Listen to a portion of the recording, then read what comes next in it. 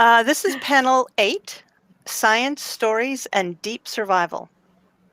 So let me introduce you to Usha Alexander. She was born in India to Indian immigrants who came to the United States in the 1950s and to the very small town of Pocatello, Idaho. She ran away to university at the age of 19, and after a meandering education studying chemistry, biology, and anthropology, Usha joined the Peace Corps and taught high school science at the archipelago nation of Vanuatu. She later worked for many years at Apple Inc. in San Francisco Bay Area. Since 2013, Usha resides with her partner, writer and photographer Namit Arora, in the National Capital Region of India. She is the author of 2 novels, Only the Eyes Are Mine in 2005 and The Legend of Viranara in 2018. Her writing has also appeared in 3 Quarks Daily, The Caravan, White Wall Review, Pangyris, Scroll, The Punch Magazine, and The Best American Travel Stories, 2007. And I found her on 3 Quarks Daily about 2 weeks ago and said, "You're coming to the conference." So here she is. Okay, roll the video.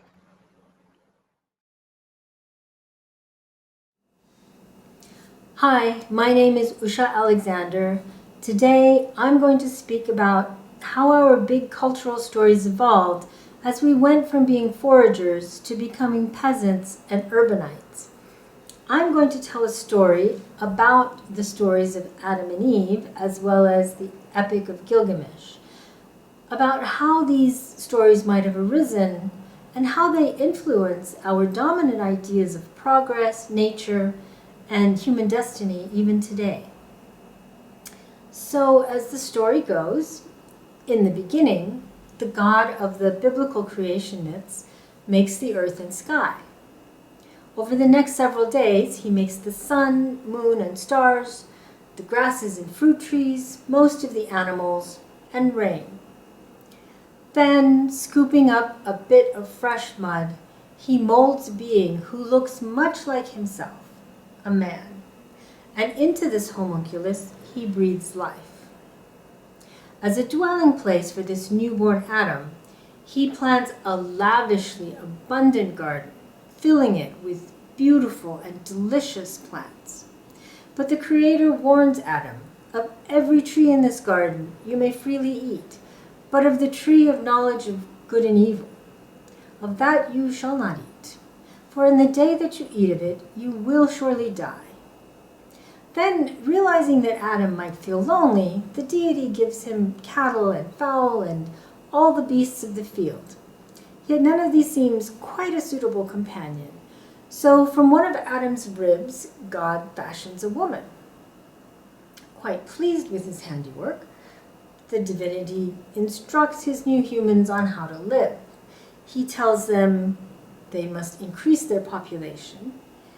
They must also replenish the earth, and in doing so, subdue it, and exercise dominion over all its living things.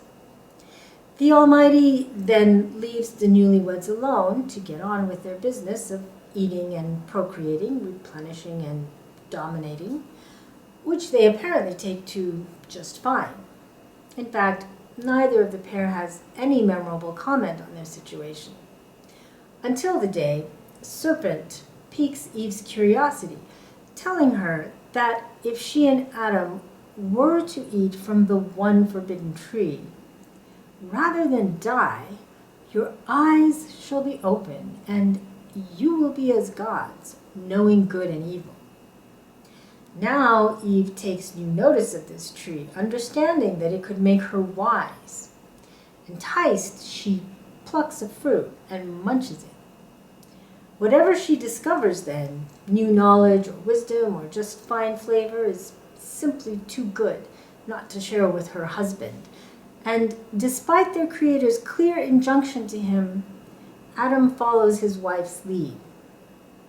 Yet soon, the hapless couple realize that this new state they find themselves in, their eyes having been opened, is problematic indeed.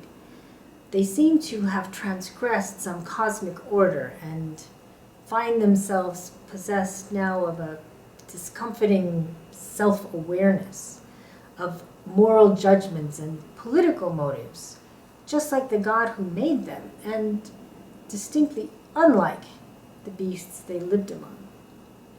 When their creator finds out what they've done, he's enraged. He remarks, "Behold, the man has become as one of us, to know good and evil." For serpent's part in this transgression, the creator curses him to be forevermore the enemy of Eve and all her progeny. He then condemns Eve, saying, "I will greatly multiply your sorrow and your conception. In sorrow you will bring forth children, and your desire will be to your husband, and he will rule over thee." To Adam he says, "Cursed is the ground for your sake. In sorrow you will eat of it all the days of your life. Thorns and also thistles will it bring forth to you.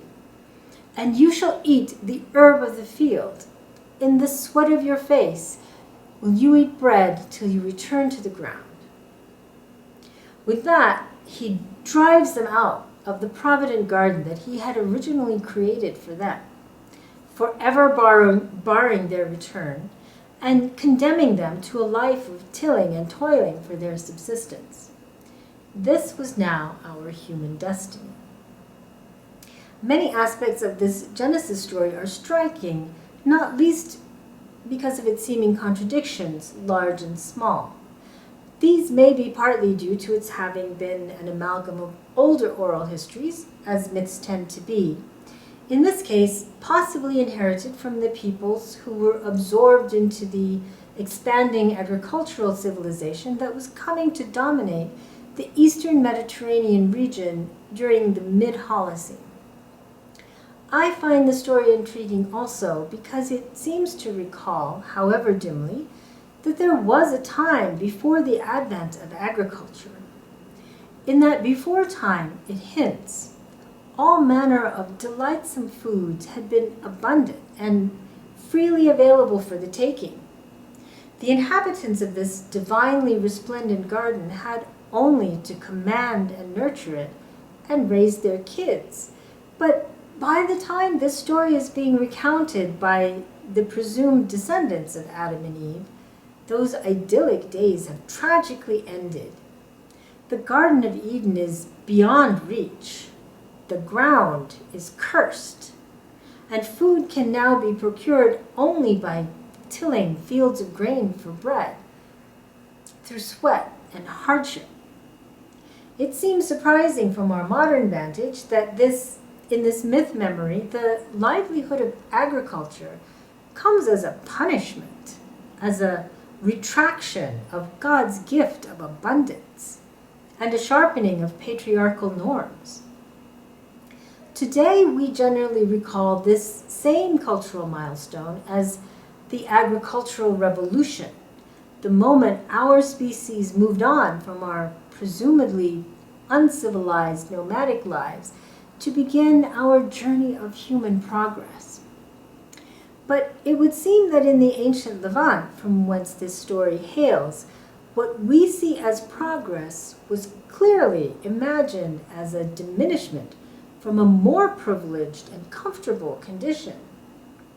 And though theologians still often refer to man's fall from grace as defining our human condition, the plain meaning of the words no longer truly resonates with our dominant narratives and cultural expectations of the human story as one of steady advancement from benighted beginnings.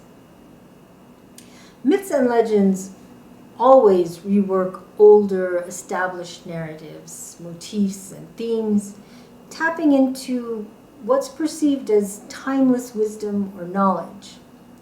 They can be inspired or inflected by ideas and events reaching back many millennia, even as they reflect and edify or legitimate changing priorities, new practices and power structures and beliefs.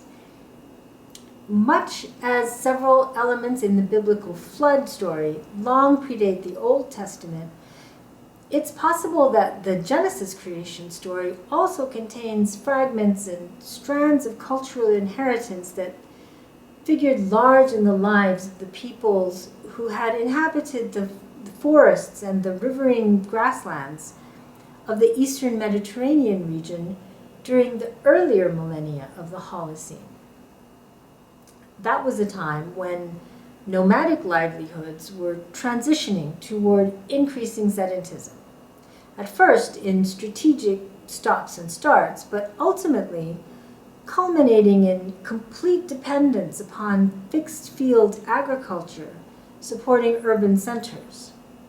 So, did that generous and unspoiled garden that fed Adam and Eve invoke for its earliest storytellers a misty, hagiographic, cultural recollection of the relative freedom and effortlessness of pre-agricultural life? Did it represent an inherited nostalgia for what were to them already ancient times, during which their foraging ancestors were accumulating by slow degrees the paradigm-shifting and dangerous knowledge that nudged them away from ease and plenitude toward the heavy yoke of agriculture?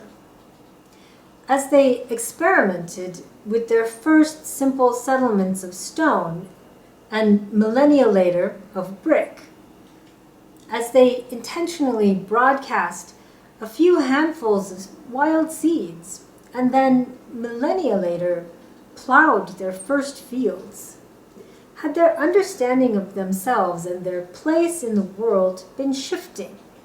Were their eyes being opened? Was this newfound self-regard the original sin that led to the death of Eden?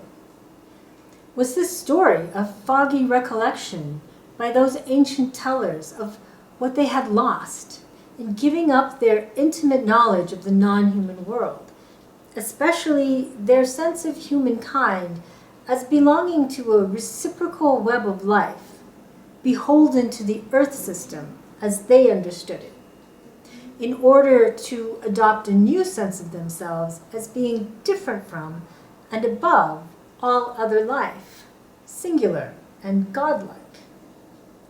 We should remember that foragers generally know what they're doing. Their use of resources is, by necessity, flexible and demanding of forethought, intention, a sophisticated and intimate knowledge of a broad range of environments, ecosystem dependencies, and animal behaviors.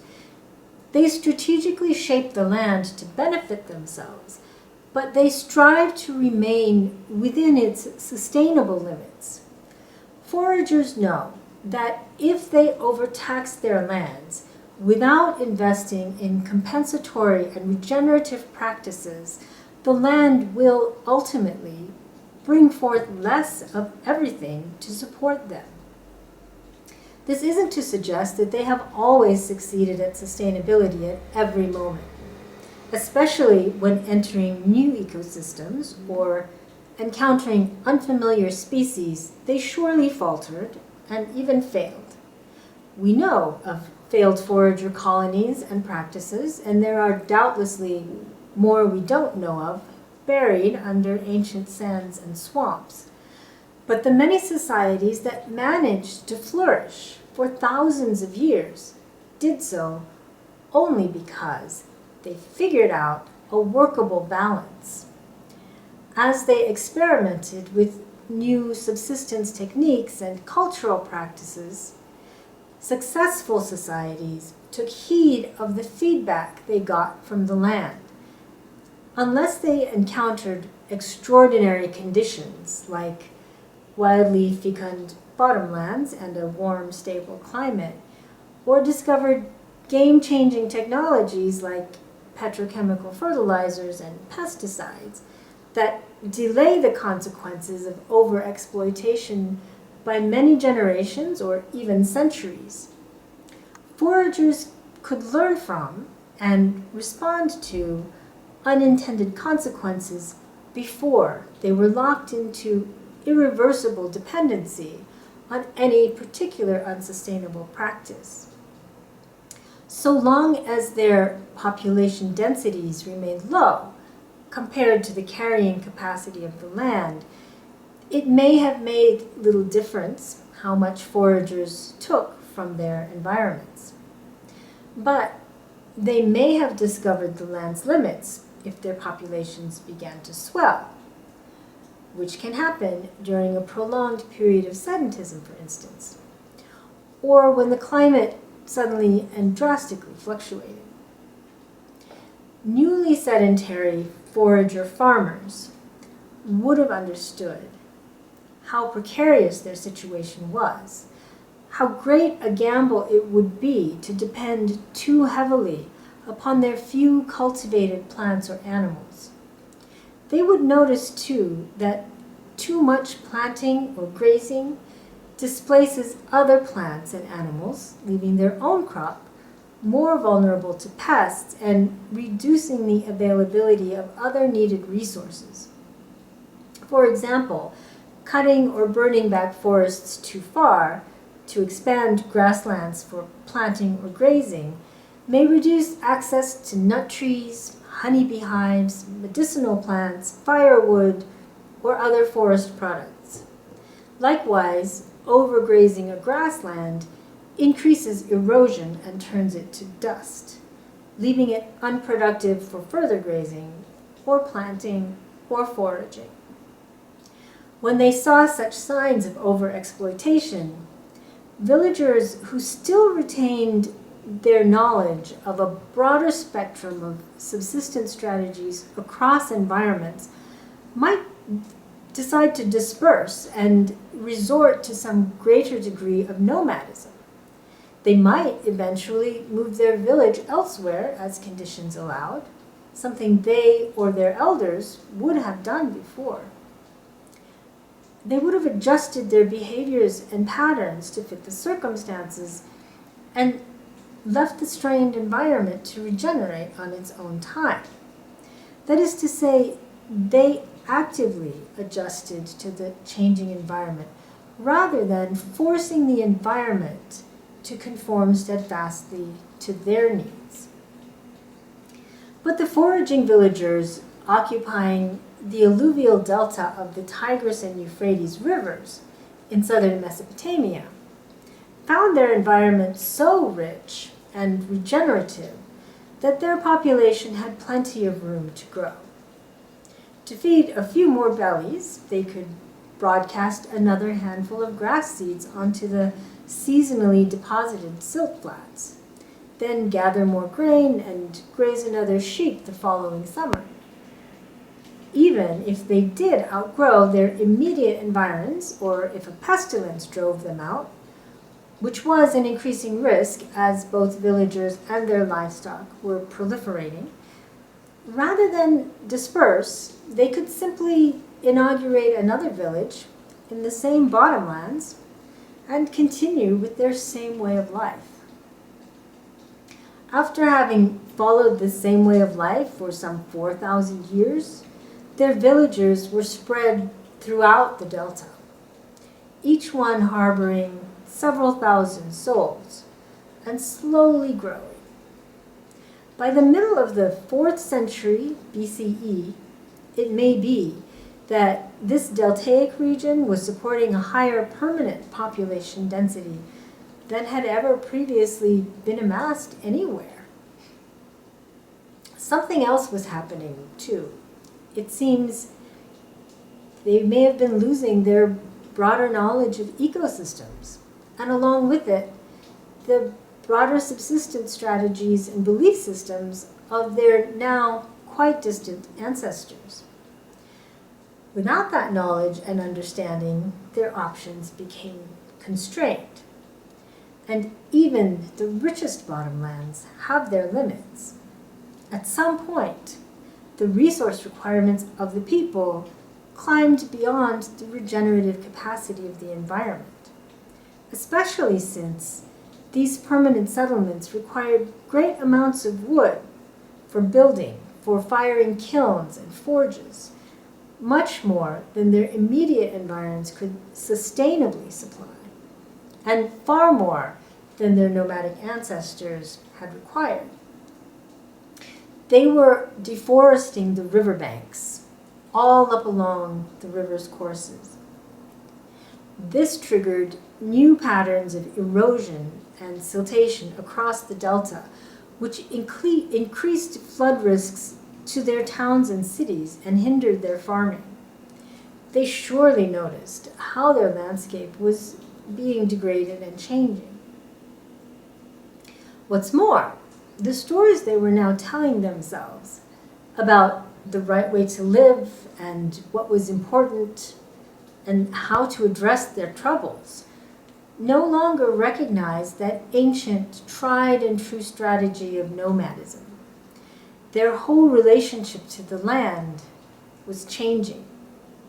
Even their gods were moving away from being abstractions of natural elements toward becoming projections of the things that human beings make and do. Like Ninurta, formerly the god of thunder and rain, now the god of farming and the plow.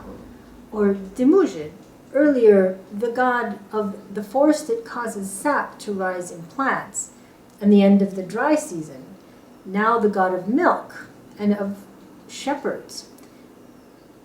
And with that, they were learning to invest their faith in agriculture and urban social models. They searched for remedies within these realms that they considered superior knowledge. They discounted the half-forgotten knowledge systems of their ancestors, and with that, they lost alternate framings for their problems. A situation, I would argue, is very akin to our present one in the world today. For them, any form of nomadism had become an irretrievable, almost incomprehensible way of life. They had lost the details of its sophisticated knowledge systems and deep environmental awareness. They had lost the cultural institutions and value systems that had made it work. They only held on to these mythic tales of a richer, easier time that was now long gone. Instead, they relied more heavily on their new knowledge. They planted more on the floodplains and beyond.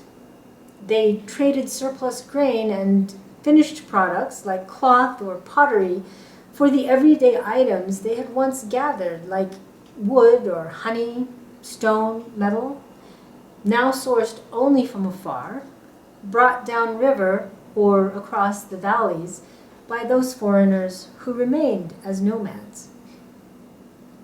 This production of surplus grain and the growth of trade encouraged greater craft specialization and maybe also greater ritual specialization, which perhaps had fostered greater economic disparities than had ever existed before.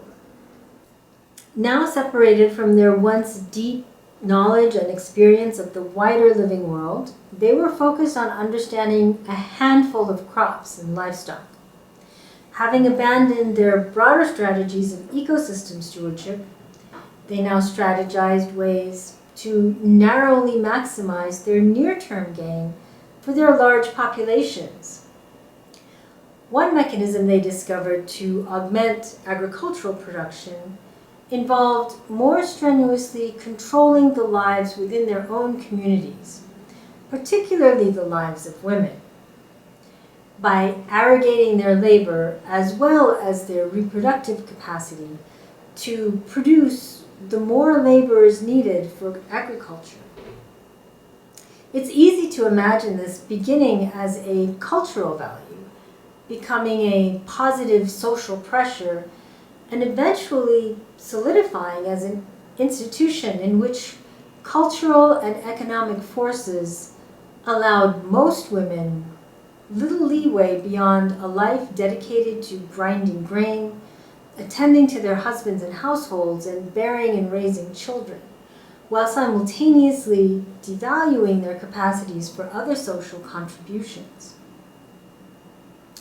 Agriculturalists learned to control the lives of animals more strenuously too, dominating larger herds and drafting them into heavy labor.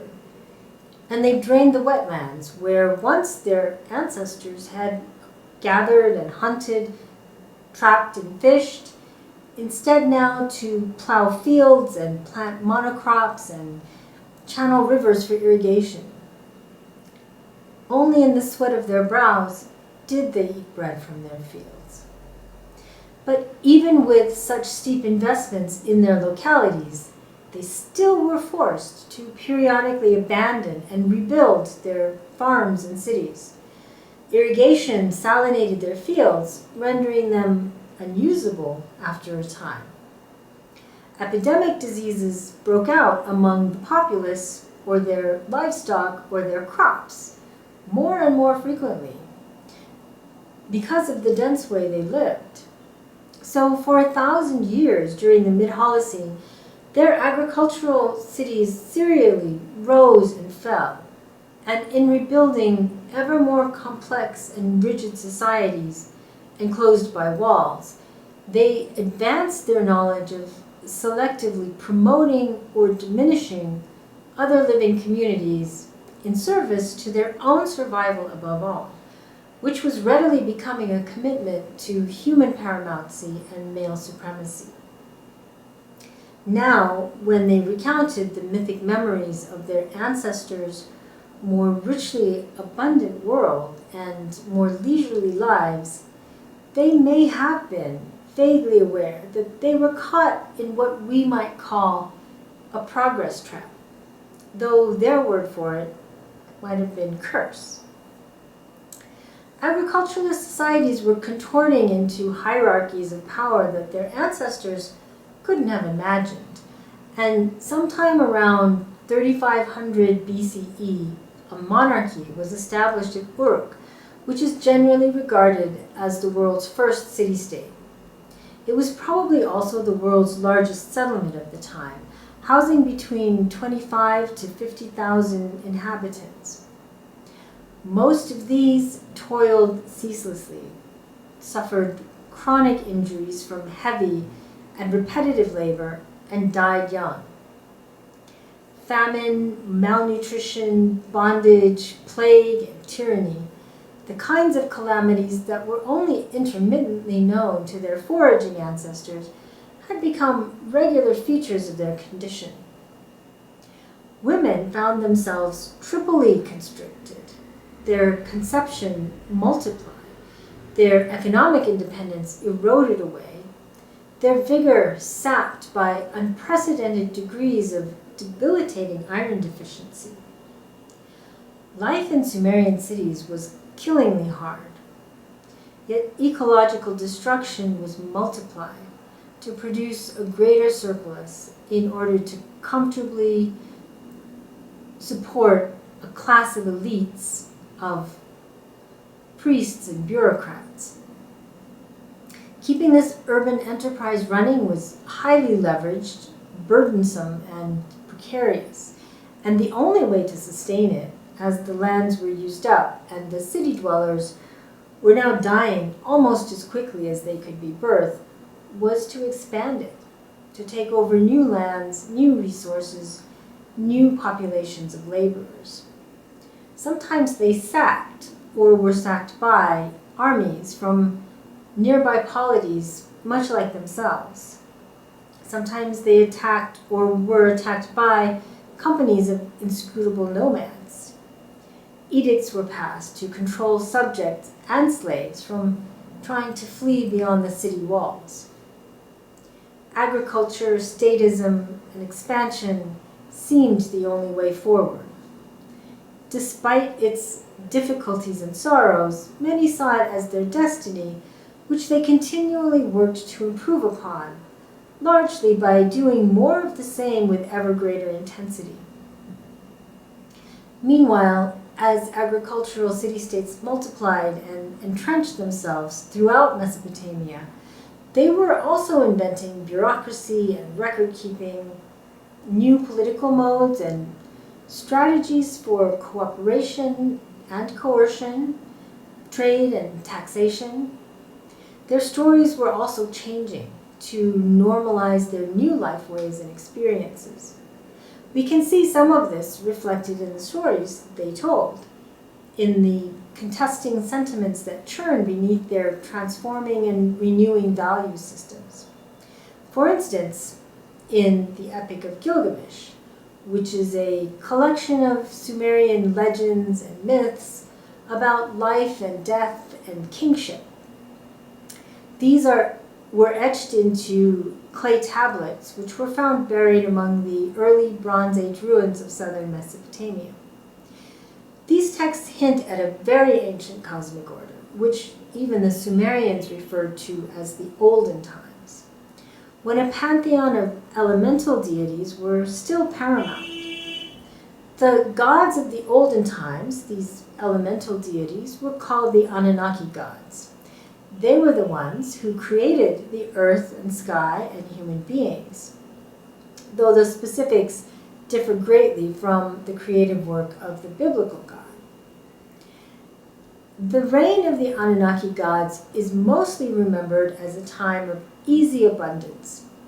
It was during these olden times when the ancestors of the Sumerians were still semi-nomadic foragers that they had mastered the baking of bread and they had learned to ferment beer. They were already beginning to understand themselves as something apart from the other creatures of the wild. And then they suffered an overwhelming tragedy when the Anunnaki gods brought forth a devastating flood because the gods were getting aggravated by the noise of the growing human population. But long after all these epic events, by the time scribes were setting down praises of King Gilgamesh of Uruk, the primacy of the Anunnaki gods had waned. Most of them had been supplanted by a new generation of fully anthropomorphized Sumerian gods befitting their post-Diluvian civilization. But the persistence of the Anunnaki stories suggests that those olden times still retained some degree of cultural relevance, perhaps a fading nostalgia. Maybe there were even other stories of the Anunnaki gods still circulating among the oral traditions of neighboring communities who remained as nomads alongside the expanding city-states, at least until all of them were eventually subsumed or expelled by the agriculturalists. In their legends, the Sumerian legends, Sumerian heroes battled the outlying nomadic peoples, whom they refer to in one poem as those fools who know no bread. Nomads and others who were defeated in battle were abducted into slavery, and their children were probably assimilated into the lower rungs of Sumerian society. But Sumerians also knew nomadic peoples through trade. Given such intermixing and the brutal reality of life in Sumer, it isn't entirely surprising that a faint jangle of ambivalence about this life echoes through their most epic tales. For on one level, the Epic of Gilgamesh reads like a declaration of statist life as human progress. It almost sounds like this was still a foundering notion that not everyone bought into, so the elite classes wished to edify the idea. One place we see this is through the story's secondary character, Enkidu. Like the much later Adam, Enkidu was formed from clay, though by the hand of a goddess. He too begins as a man who lives uncorrupted by the knowledge of the human-built world, innocent, unaware of himself as different from the other animals among whom he lives, but even more so than Adam. Rather than wielding dominion over the beasts, Enkidu grazes grass right alongside the gazelles and drinks at their watering holes just like one of them. Yet, unlike Adam, Enkidu is not the first man. He's a foreigner from the uplands, which for the Sumerians was the unfamiliar territory of the nomads.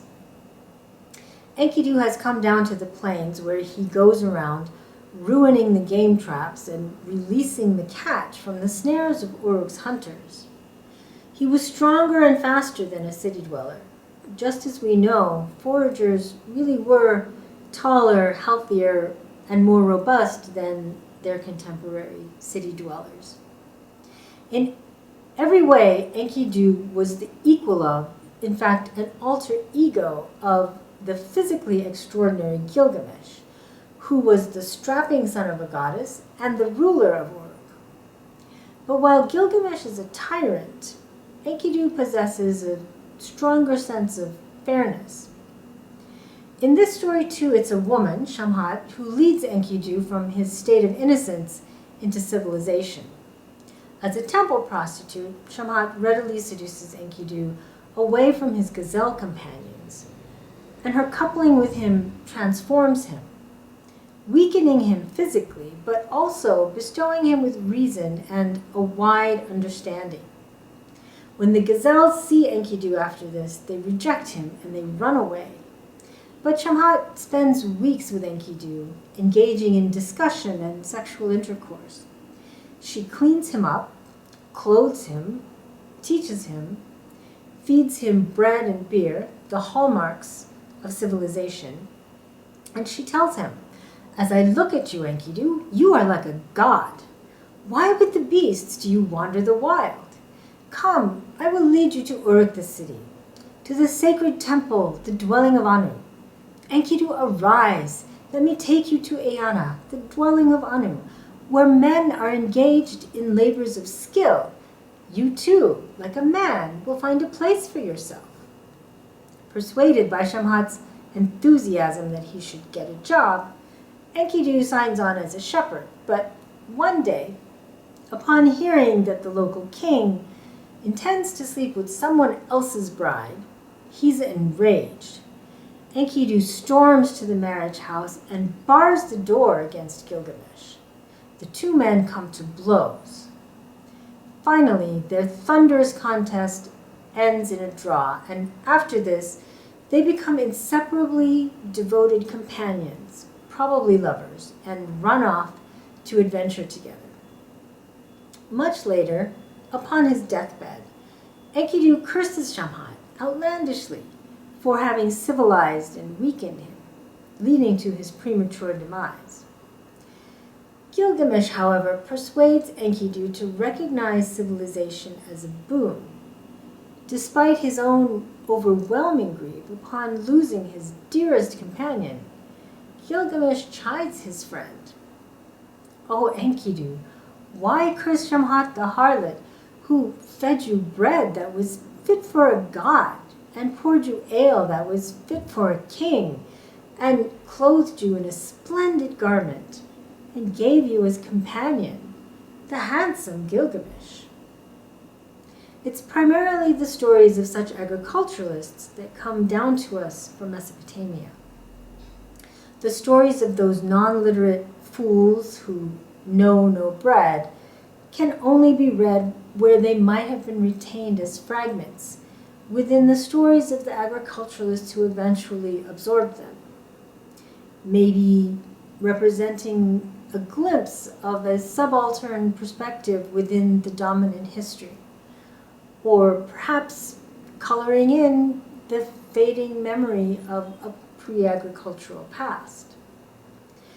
But we know from indigenous peoples today that the myths and legends of foraging peoples encompass a wholly different set of worldviews compared to those that were already well developed in the early Bronze Age cities of Mesopotamia.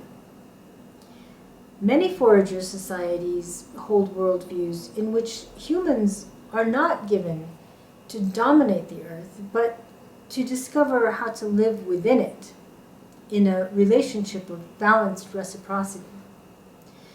Their stories regularly feature, for instance, episodes in which animals aid, guide, antagonize, or reveal knowledge or wisdom to people, and they often identify with or pay homage to particular animals or plants or natural spaces. Perhaps the behaviors of Enkidu in the beginning of the story were meant as a Sumerian caricature of just such beliefs and practices. The Sumerians, and later inheritors of their stories, would go on to build ever larger, more socially and economically complex city-states. They produced increasing surpluses of food and labor to be siphoned off by classes of elites as their expansionist way of life displaced or absorbed their neighbors, both human and non-human. Some 2,000 years after Gilgamesh, when the peoples of the Fertile Crescent were telling the story of Adam and Eve and their expulsion from Eden. Eden, by the way, derives from a Sumerian word meaning plain or steppe. By this time, any inherited memory of a pre-agricultural human existence had further atrophied to the barest sketch, merely a beguiling backdrop. In fact, Eden was already tame, and despite their nudity, so were Adam and Eve. Though their descent to a livelihood of agriculture is characterized as a curse, whatever came before seems merely an empty prelude to the difficult destiny that the tellers of their tale accepted they deserved to live. The essence of those stories of human destiny, first birthed in Mesopotamia, are still alive with us. In the way that mythologies have always operated and remained relevant, we have also recombined and respun them. Details have been strategically dropped or altered, our interpretations and concerns have shifted. For instance, so much is still made of the curse laid upon Eve, but why no equivalent commentary on the curse against Adam?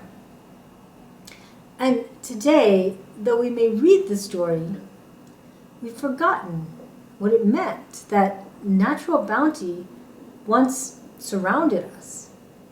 We've forgotten what it meant that having to rely on food you must grow yourself could be felt as a diminishment of the human condition. We've forgotten that our grave error, our original sin, which cursed the ground and brought on suffering toil, was to see ourselves as essentially different from the rest of creation, to see ourselves as gods. Indeed, as the cultures who inherited those stories grew ever more powerful, conquering others or otherwise stealing their resources and labor, their worldview of paramountcy and domination would feed into colonialist and capitalist narratives, shaping our modern conceptions of progress as human destiny. It's difficult to imagine how we might have arrived at our present condition had our dominant narratives centered stories that recognize kinship with creation and promoted values of reciprocity and balance within an interdependent web of living and non-living things, even an awareness of the value of human population control, as opposed to upholding injunctions to subdue and take dominion over the world and all of life, even to go forth and multiply.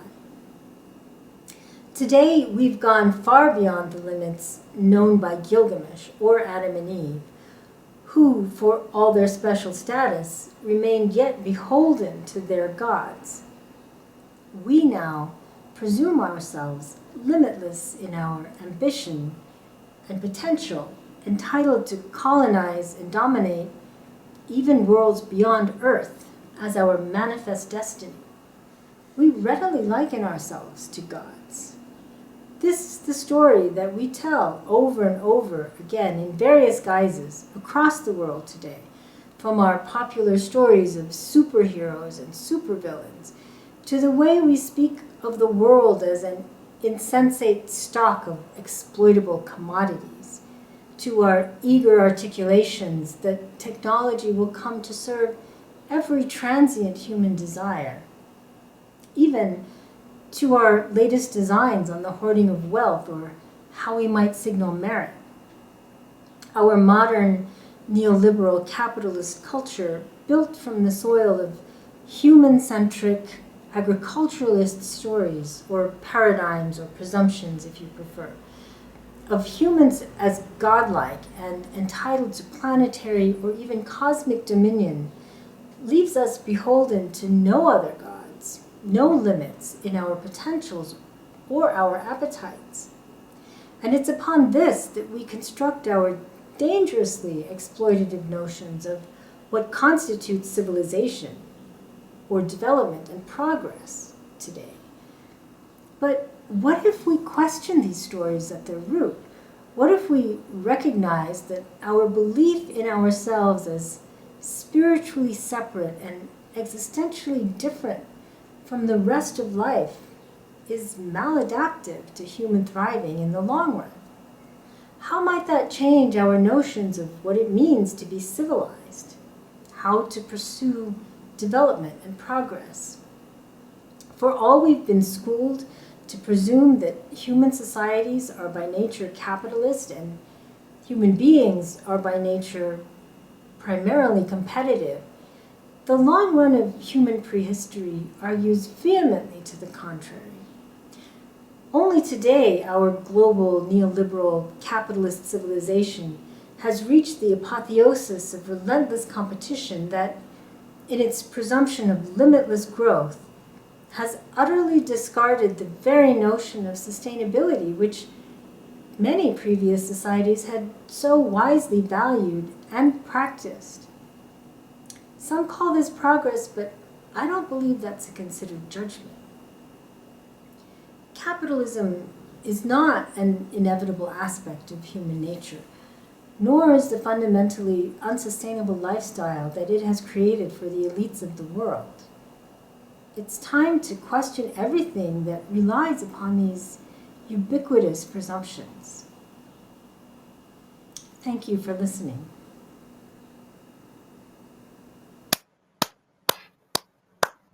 Wow. Wow. Wow. Wow. That explains everything. I wouldn't go that far. It just, it was beautifully told, Usha. That was a beautiful video. Okay. So, when did you first get an inkling that these stories, might be misinterpreted, that they might be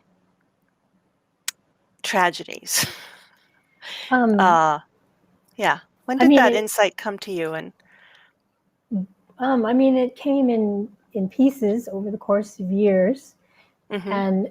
And since I started really reading about how did we get to this point in human history where the biosphere is collapsing, and the more I read, I came upon lots of different ideas. And along the way, I had read the Epic of Gilgamesh.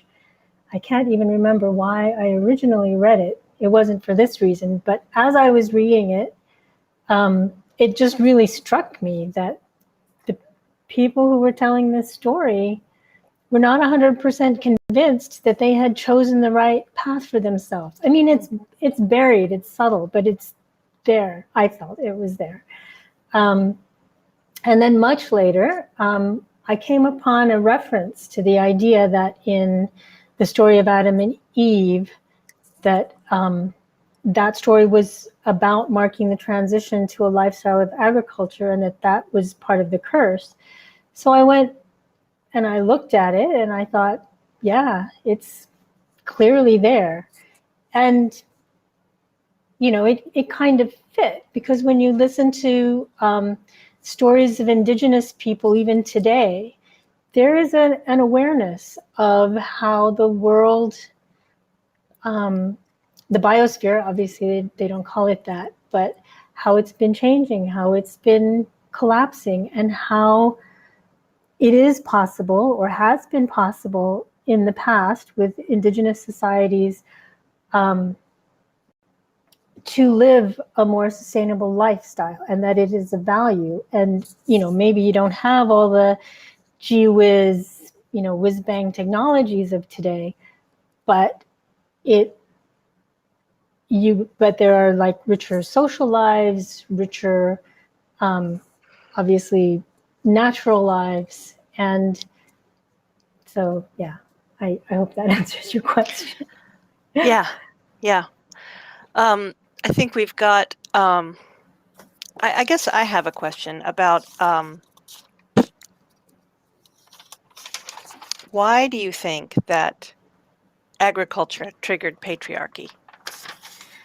I think, I wish I could go back in time and watch it. I don't obviously know, but my sense from everything that I've read about it is that it had something to do with, first of all, sedentism, and an increased birth rate, and the fact that you need more workers for agriculture than, it's a much, much more labor intensive way of life than foraging was. And so you've got, stable households, you've got women giving birth, and more frequently, and actually menstruating more frequently than they probably did as nomads.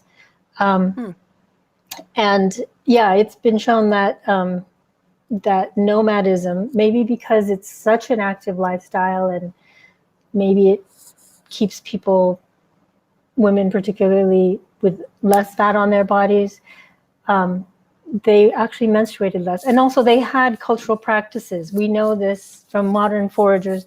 They have cultural practices where they wean children much later than we do in industrial society, and that delays menstruation. So women nomads actually don't menstruate as frequently. So you've got like these kinds of sort of physical, biological things happening, and at the same time, you've got this this need for more laborers. You've got women sort of needing to hold still for longer, and I think it just became easier to control women. And then, of course, everyone, of course, was suffering from malnutrition in the early states. But women have a very high need for iron, and you couldn't get it from those early city-state diets. So they were probably also physically weaker than even, whatever our stereotype of women. So I think a lot of things came together, and once you went down that road of holding women down and devaluing their cultural contributions, I think there's kind of a cultural feedback that it just can become very extreme. And perhaps that's what happened, something like that. And you eloquently defined the progress trap that this sedentary lifestyle begets bigger and bigger landscapes that have been turned into thistle and weeds, and it becomes an engine of destruction. Mm-hmm.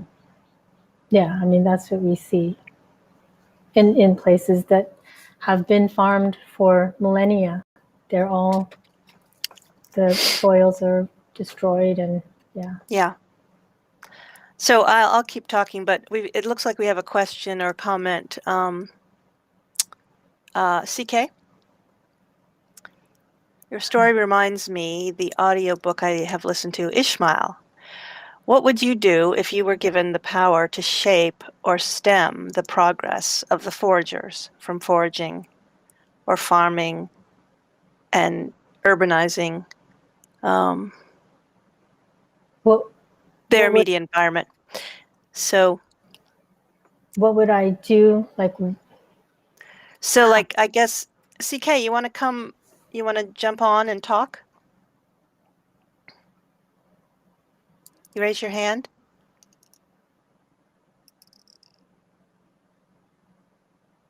Have you read the book Ishmael? yes. Okay. Yeah, I think so. I'm trying to, that's the one. it's about the ape, right? Yes. Oh, yes. I Yes. have read Yes. that one Yes. some time Yeah. ago. And so That may be where that may be where I first heard the idea that the story was contained in there. Yeah. Right. Right. If you were given the power to shape or stem the progress of the foragers,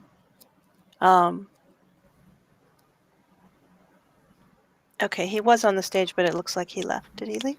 Oh, there he is. Hello. This is not. This is Samshudan. Hi, Samshudan. Hey, how are you? Where is Morning, CK? morning. Here is morning Morning. in Malaysia now. Right. Where is Oh. CK? Oh, was it you who asked that question? Shamshudan. Well.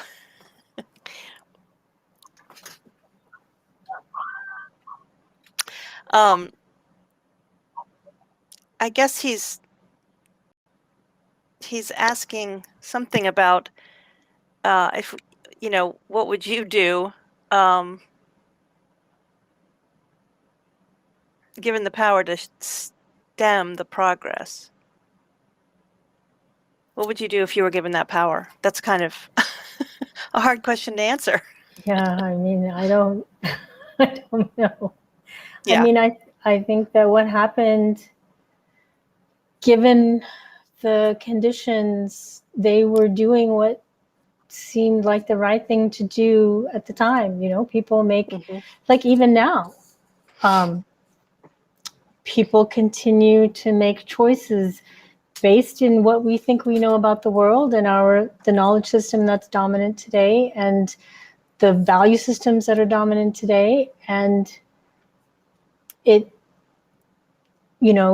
hard to have like a worldview that goes beyond your immediate situation, and you find yourself sort of stuck in no matter what you do, it seems bad. You feel like, well, we can't all just revert to nomadism. We don't know how to do that, and those people are barbarians. Why would we do that? So you just do what seems like the right thing to do, and I don't know that in that time and place it could have been avoided. Yeah, and we can't go back to nomadism, I think, because there are too many of us. Too many of us, yeah. I mean, we are really I just stuck. don't. Yeah, maybe that's why a virus has emerged, but so this is interesting. The indigenous people that have been talking at this conference, and their wisdom does come from the Garden of Eden, and I think that's how do we fuse these two unless we start dropping population numbers.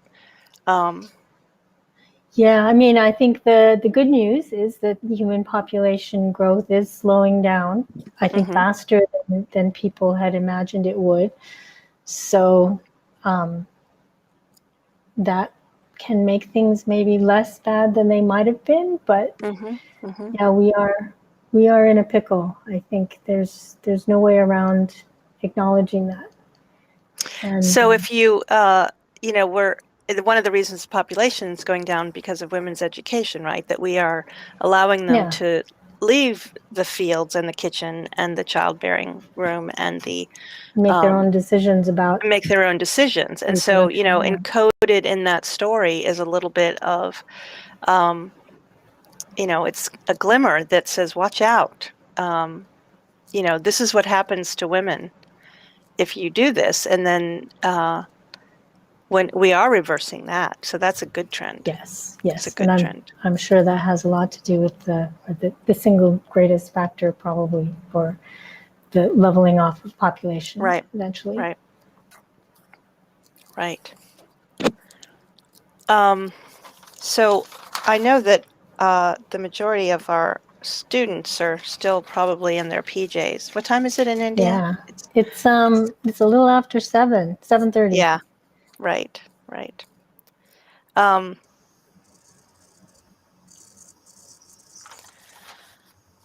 Okay, so I guess I just want to comment on the fact that here's a question.